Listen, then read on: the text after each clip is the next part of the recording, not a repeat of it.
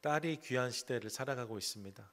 아이들을 낳으면 딸 낳았다 하면 엄청 축하해 주시는데 요즘엔 아들 낳았다 하면 별로 이렇게 대면대면한 느낌을 받습니다. 딸이 귀한 시대. 오늘 그 딸들에게 있었던 상속의 문제에 대해서 함께 나누려고 합니다. 이제 다들 연세들이 있으셔서 어떻게 상속을 받을까 보다 어떻게 상속할 것인가를 고민한 시기를 나지 않으실까 생각해 보는데요.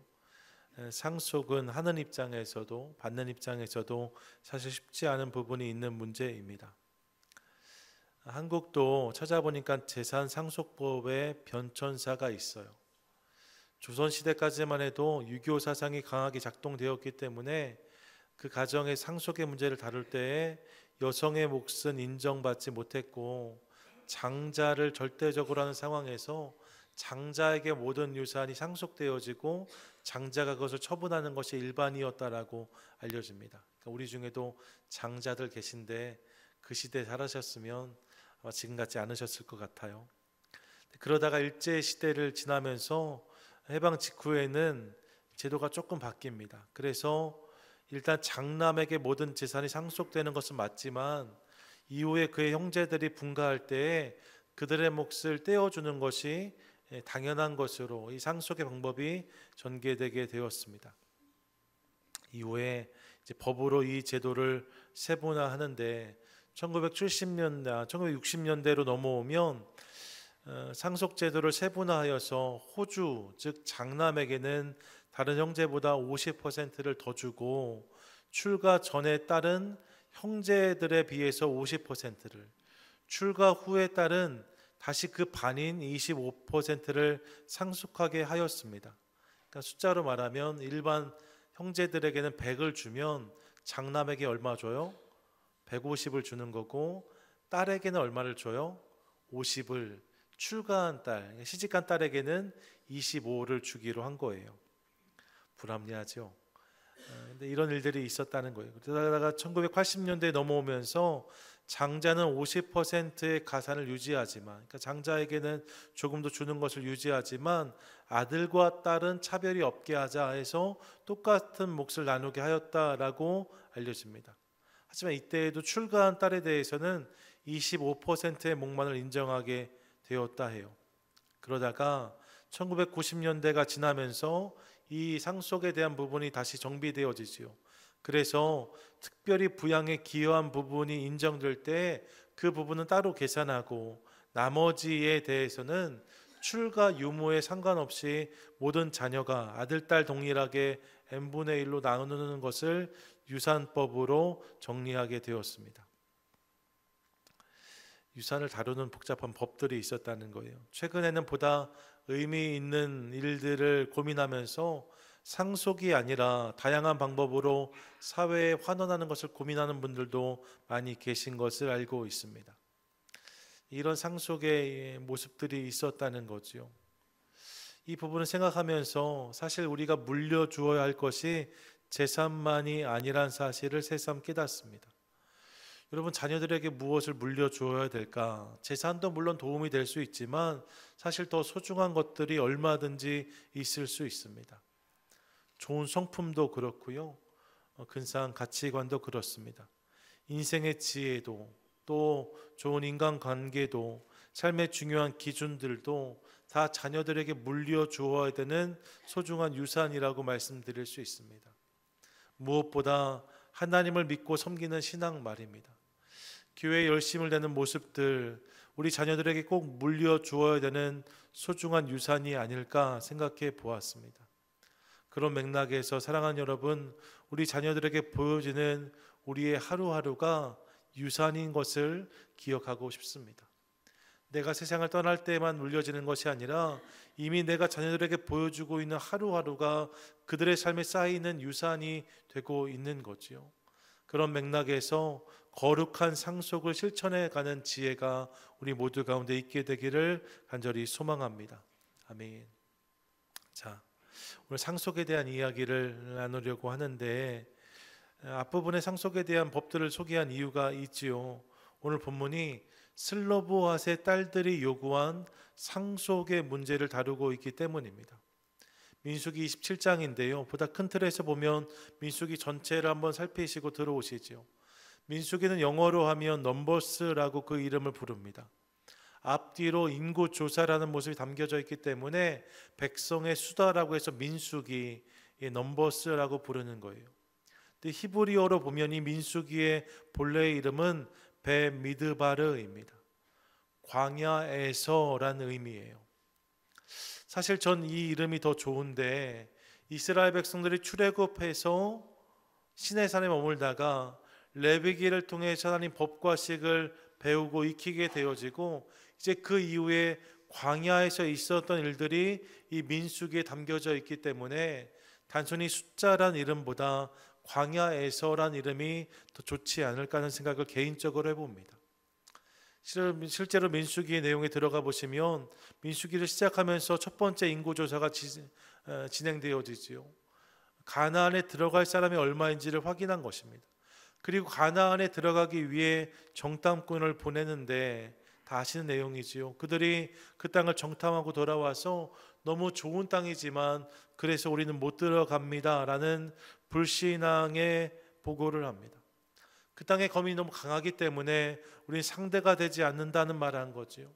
그 일 때문에 모든 백성들의 마음이 무너졌고, 이 일로 하나님과 모세를 원망한 그들의 모습을 기억합니다.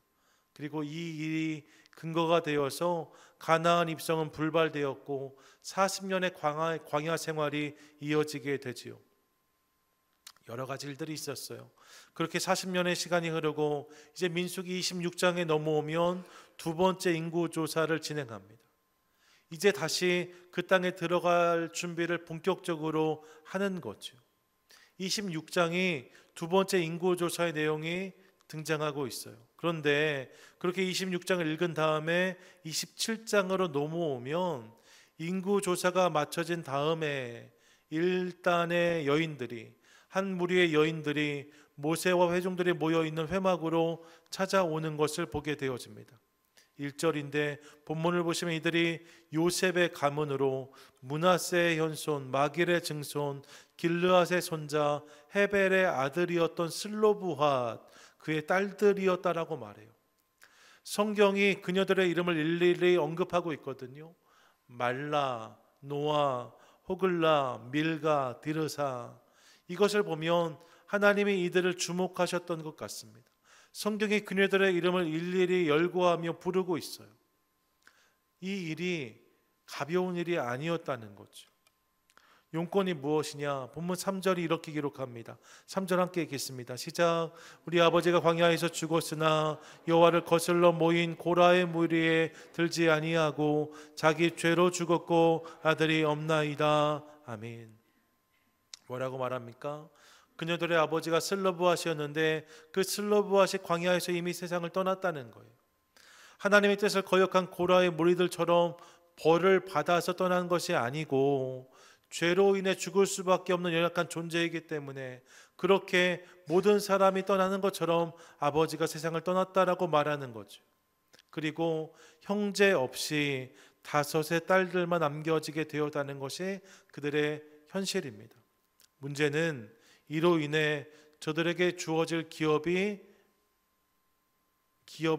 보장받을 수 없는 상황을 맞닥뜨리게 된 거예요. 본문 4절인데 4절 함께 읽겠습니다. 시작. 어찌하여 아들이 없다고 우리 아버지의 이름이 그의 종족 중에서 삭제되리이까? 우리 아버지의 형제 중에서 우리에게 기업을 주소서 하매. 아멘. 여러분, 지금은 전혀 그렇지 않아요. 지금은 뭐 형제라고 자매라고 이런 거 없습니다. 하지만 당시에는 아들을 중심으로 상속이 이루어졌거든요. 딸의 몫은 딸이 시집을 갈 때, 혼인할 때 함께 보내줬던 지참금 정도가 전부였습니다. 그러니까 형제가 없는 이들의 입장에서는 지금 난감한 상황을 경험하게 된 거예요. 실제로 앞에 민수기 26장을 보시면 전쟁 준비와 기업 분배를 위해서 인구를 계수하라 하시는데, 그때 본문을 보시면 이스라엘 자손의 온 회중의 총수를 그들의 조상의 가문에 따라 조사하되 이스라엘 중에 20세 이상으로 능히 전쟁에 나갈 만한 모든 자를 계수하라고 말씀합니다. 인원을 세하리는데 전쟁에 나갈 만한 모든 자라고 말씀해요.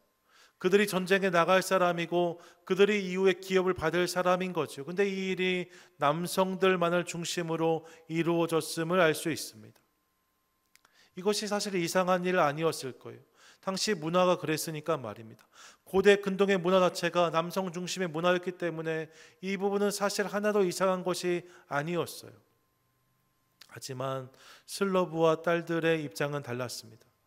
그렇게 되면 자신들에게 돌아올 기업은 하나도 없는 것이 되고, 이로 인해 가나안에 들어간다 해도 그 땅과 상관없는 자들이 될 수밖에 없는 상황인 거죠. 그들이 경험할 수 있는 은혜, 복 아무것도 없는 거예요.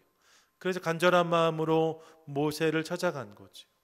그렇게 그녀들이 모세와 사람들을 만납니다. 그리고 여러분, 이 일을 들은 모세가 하나님께 여쭈었다라고 5절이 말씀해요. 5절, 모세가 그 사연을 여호와께 아뢰니라. 잠깐만 딴 길로 넘어가면 여러분, 이 본문 속에 전 모세가 참 좋은 리더다는 생각을 해보았습니다. 얼마든지 스스로 판단하여 말할 수 있습니다. 원래 그런 것이었으니까요. 이는 안 되는 일이라고 핀잔할 수도 있습니다.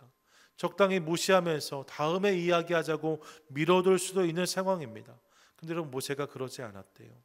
이 여인들의 요구를 듣고 이를 가지고 하나님께 나아가 물었다라고 본문이 말씀하고 있잖아요.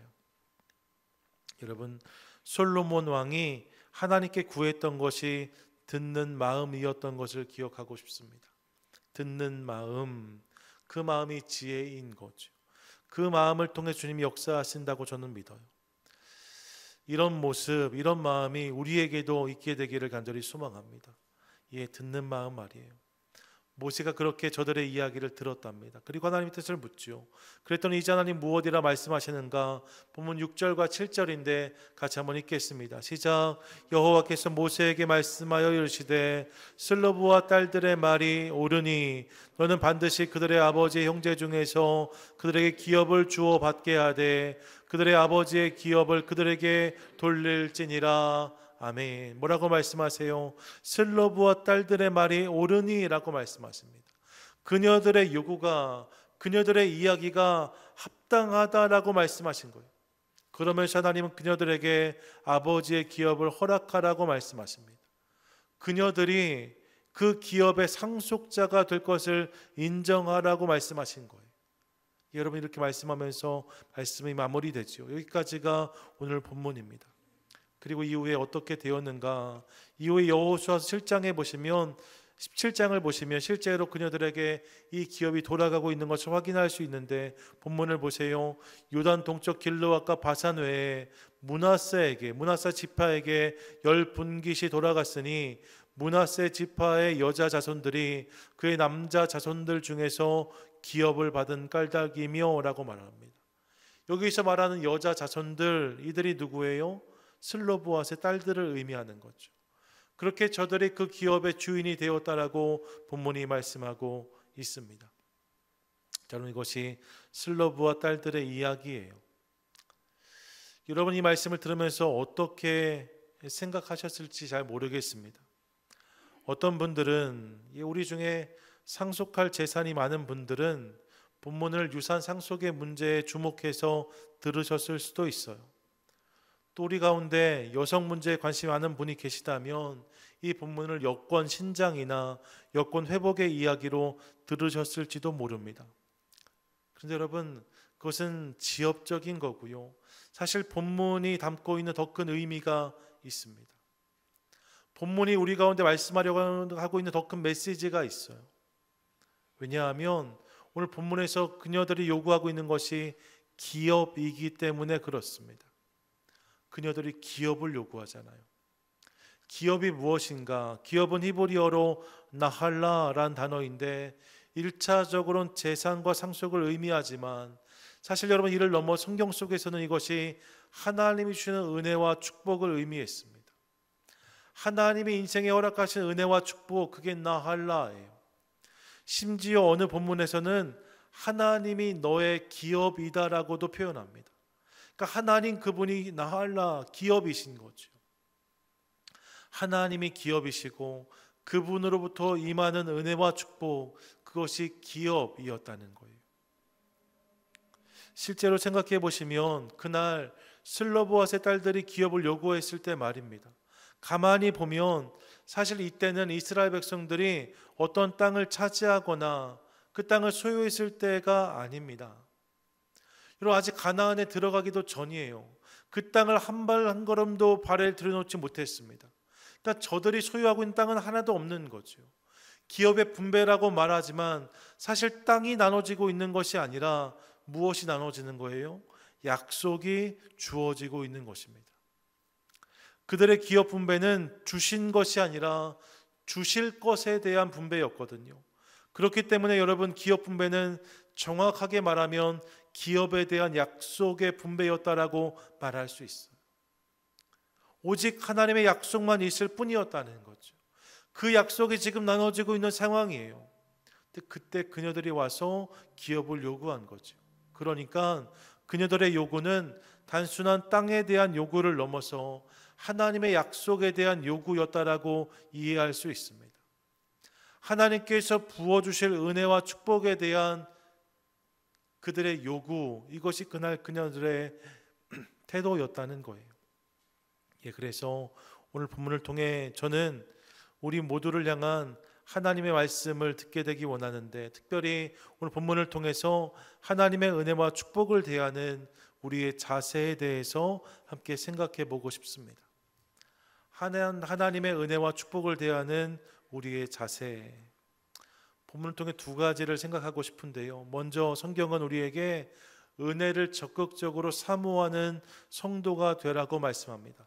같이 한번 고백하겠습니다. 시작. 하나님의 은혜를 적극적으로 사모하라. 아멘. 여러분, 그날 그녀들의 요구는 하나님의 은혜와 축복에 대한 적극적인 사모였다라고 말씀하고 있어요. 하나님의 은혜를 향한 적극적인 모습이었다는 거죠. 기업을 달라고 말하는 것인데 왜 이것을 적극적이라고 설명하는가? 당연한 요구를 한 건데 왜 적극적이라고 제가 말하는가? 이유가 있습니다. 여러분, 본문을 보시면 앞에 26장 51절이 이렇게 말씀하거든요. 26장 51절 함께 읽겠습니다. 시작. 이스라엘 자손의 계수된 자가 60만 1730명이었더라. 아멘. 이스라엘 백성들의 인구를 조사한 내용이 26장에 등장하는데, 26장을 보니까 레위 지파를 제외하고 또 20세 미만의 아이들을 제외하고 20세 이상의 남성만 계수했을 때 저들의 수가 60만 1730명이었답니다. 그러니까 남녀노소를 다 포함하면 적어도 150만 200만은 되었을 인구예요. 상당히 많은 숫자지요. 얼만큼 이 숫자가 많은 것인가? 부에나팍 시리에 사는 인구가 남녀노소를 다 하면 얼마쯤 될까요? 지금 부에나팍 시리에 얼마나 살까요? 8만 명 삽니다. 플루튼 인구가 얼만큼 될까요? 14만 명쯤 됩니다. 세리토스에 얼마나 살까요? 4만 5천 명쯤 삽니다. 여러분, 그렇게 생각해 보시면 여러분 중에 부에나팍에 사시는 분들이요, 부에나팍에 사는데 주변 이웃들 중에 딸만 있는 가정이 한 가정밖에 없을까요?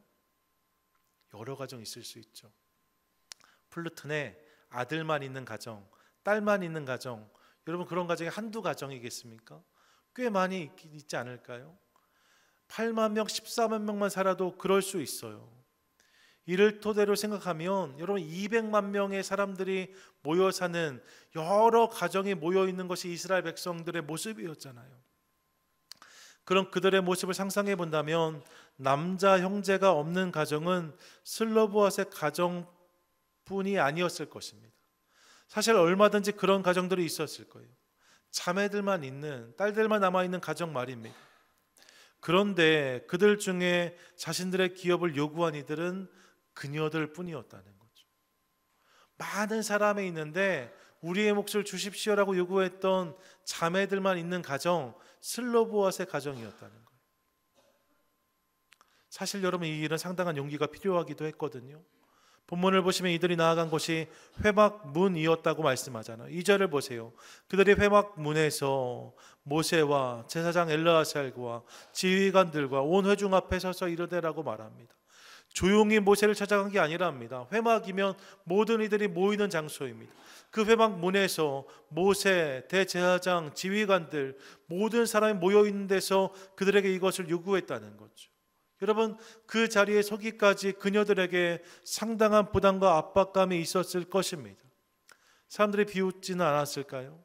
터무니없다고 면박을 하진 않았을까요? 여러 가지 고민과 걱정이 얼마든지 있었을 수 있습니다. 실제로 그런 시선과 수군거림이 있었을 것 같아요. 그런데 그럼에도 불구하고 그녀들은 용기를 내어서 지금 이 자리에 선 거지요. 그리고 자신들의 목소리를 냅니다. 우리의 기업을 허락하소서, 우리에게도 하나님 약속을 허락하소서 요구하고 있는 그녀들의 모습을 보게 되어지는 거죠. 어떻게 이럴 수 있었을까? 여러분, 분명합니다. 그녀들이 적극적으로 은혜를 사모하는 자들이었기 때문입니다. 적극적으로 은혜를 사모하는 모습이 그녀들에게 있었고, 그렇게 사모하는 자에게 그 은혜가 주어졌다라고 성경이 말씀하고 있는 거죠. 여러분, 함께 기억하고 싶습니다. 예수님은 천국은 침노하는 자들의 것이라고 말씀하셨습니다. 적극적으로 그 나라를 구하는 자들에게 그 나라가 주어진다라고 말씀하신 거예요. 또 마태복음 7장에 보시면 구하고 찾고 두드리는 자가 누리는 은혜를 이렇게 말씀하시는데, 함께 읽습니다. 시작. 구하라 그리하면 너에게 주실 것이요, 찾으라 그리하면 찾아낼 것이요, 문을 두드리라 그리하면 너희에게 열릴 것이니. 아멘. 여러분, 이 말씀 말입니다. 우리 입장에서 보면 하나님이 주신다, 하나님이 찾게 하신다, 하나님이 열어주신다는 말씀으로 받을 수 있습니다. 그런데 하나님 입장에서 생각해 보세요. 하나님이 누구에게 주시고 누구에게 찾게 하시고 누구에게 열어주시는가? 하나님은 구하는 자에게, 찾는 자에게, 두드리는 자에게 이 은혜를 주시겠다고 말씀하고 계세요. 사모하는 자에게 은혜의 문이 열린다는 거죠. 그러므로 사랑하는 여러분, 축복합니다. 하나님의 은혜를 사모하는 저와 여러분, 우리 모두가 되시기를 바랍니다. 오늘보다 내일, 내일보다 모레 우리 더욱 그분을 찾도록 하겠습니다. 여러분, 그냥 만족하는 것이 아니라 말입니다. 주님 얼굴을 더 보기 원합니다. 주의 역사를 더 많이 알기를 원합니다. 주의 은혜를 더 많이 누리기 원합니다. 이 간절한 소원이 우리의 심령 가운데 있게 되기를 간절히 소망합니다. 그때 주님께서 그 은혜를 우리 삶 가운데 부어주실 줄 믿습니다. 이를 기억하며 사모하는 자 되어서 주의 더 놀라운 은혜를 날마다 경험하는 저와 여러분, 우리 모두가 되시기를 축복합니다. 아멘. 그녀들이 은혜를 적극적으로 사모하는 사람들이었대요. 더불어 본문을 통해 또 그녀들이 어떤 사람들이었는가? 저는 그녀들이 은혜를 위한 수고를 기꺼이 감당하는 사람이었음을 깨닫습니다. 같이 고백하겠습니다. 시작. 은혜를 위한 수고를 기꺼이 감당하라. 예, 여러분, 이런 모습이 저는 그녀들에게 있었다는 거예요. 여러분, 자신의 기업을 주장하지 않았던 가정들이 있었을 수 있다라고 말씀을 드렸잖아요. 그 이후에 첫 번째는 간절함이 없었기 때문입니다. 그런 가정들이 수도 없이 많이 있었겠지만 그녀들만 나온 걸 보면 다른 사람들에겐 그만큼의 간절함이 없었다는 것을 알 수 있지요. 그리고 또 다른 이유가 그들에게 있었습니다. 그것이 무엇이었는가? 그날 기업에 대한 약속은 기업에 대한 약속만 주어지는 것이 아니라 부담이 함께 주어지는 것이었다는 것을 기억할 필요가 있습니다. 기업이 부담과 함께 주어지는 것이었기 때문에 선뜻 나서기가 어려웠다는 거예요. 이런 말씀드렸지만 아직 그 땅에 들어가기 전의 이야기입니다. 그 땅을 차지하기 전의 이야기입니다. 그 땅에 어떤 사람들이 살고 있는가? 40년 전에 이스라엘 백성들을 두려움에 떨게 했던 아낙 자손들, 강력한 거인들, 거민들이 아직도 그 땅에 머물러 있습니다. 그 땅을 지금 기업으로 분배받고 있는 거예요. 그렇게 여러분, 기업을 분배받는다는 것은 그 땅을 위해 싸워야 된다는 것을 포함하는 부르심입니다. 내가 어떤 땅을 받는다는 것은 그 땅을 위해서 그들과 싸워야 한다는 이야기가 전제되어 있는 거죠. 부담이 함께 포함되어 있는 부르심이었다는 거예요. 달콤하기만 한 부르심이 아니었다는 거죠. 그 일을 위해서 수고와 희생을 각오해야 되는 부르심이었습니다. 실제로 여호수아의 정복 전쟁이 끝나고 나서 기업의 분배가 다 마무리된 다음에 그리고 사사기가 시작되어지는데 사사기 1장 1절을 보면 이렇게 말씀해요.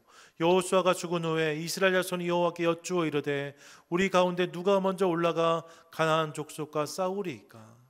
이런 여호수아서를 보면 이미 그 땅의 왕들이 다 쓰러졌거든요. 왕들이 다 사라졌습니다. 군대는 다 파쇄되었습니다. 이제 남은 거는 그 땅의 주민들밖에 없어요. 그러니까 올라가서 그들을 몰아내고 차지하면 되는 상황입니다. 근데 여러분 어떻게 그들이 하고 있습니까? 서로 눈치를 보면서 그 땅으로 나아가지 못했다라고 본문이 말씀하고 있어요. 누가 먼저 올라가야 합니까? 서로가 미루고 있는 거죠. 네가 먼저 좀 가봐. 왜요? 부담스러웠기 때문이에요. 어려웠기 때문이에요. 기업에 대한 약속은 그런 것이었다는 거죠. 수고와 희생과 헌신을 감수해야 되는, 얻을 수 있는 것이 그들의 기업이었습니다. 그것을 모두가 알았어요.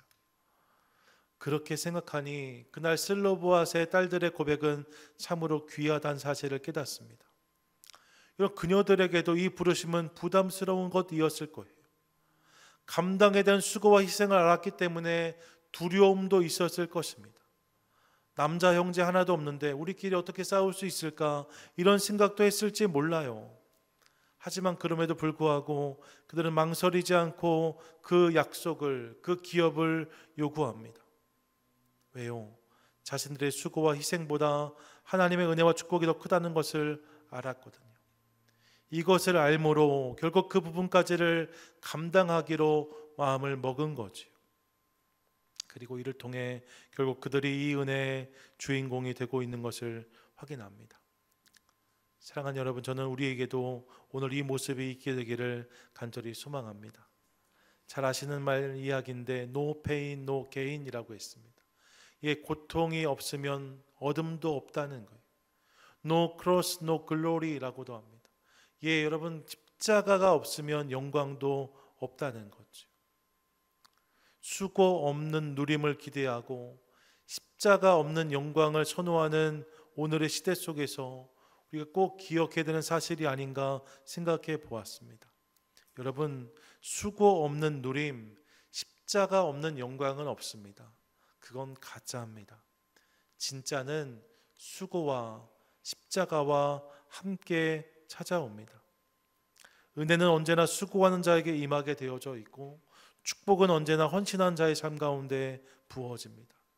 그러므로 사랑하는 여러분, 열매만 먹으려고 하는 것이 아니라 씨앗을 심는 수고를 함께 감당하는 것을 통하여서 하나님의 이 은혜와 축복의 주인공으로 살아가는 저와 여러분, 우리 모두가 되시기를 간절히 소망합니다. 아멘, 아멘. 그런 은혜를 그런 자들의 삶 가운데 부어 주신다는 거예요. 말씀을 정리하시죠. 사랑하는 여러분, 그렇게 생각해 보니 은혜의 주인공으로 살았던 사람들이 있습니다.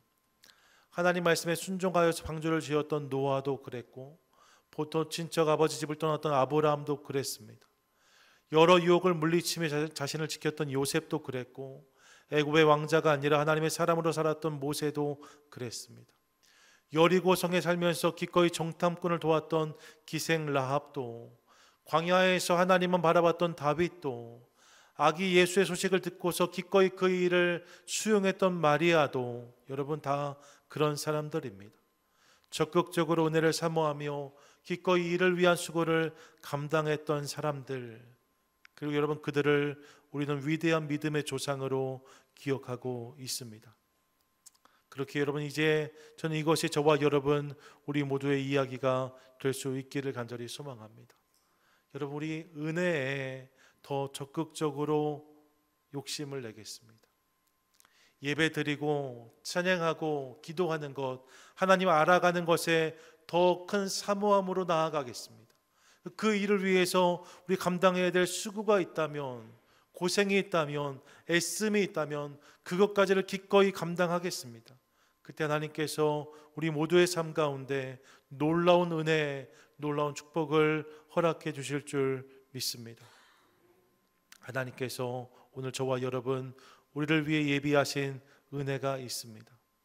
복이 있습니다. 바라기는 이를 기억함으로 적극적으로 은혜를 사모하고 기꺼이 수고를 감당하는 것을 통하여서 오늘 하나님의 역사, 하나님의 은혜의 증인으로 살아가는, 오늘을 살아가는 슬로브와 저와 여러분 우리 모두가 되시기를 주님의 이름으로 간절히 축원드립니다.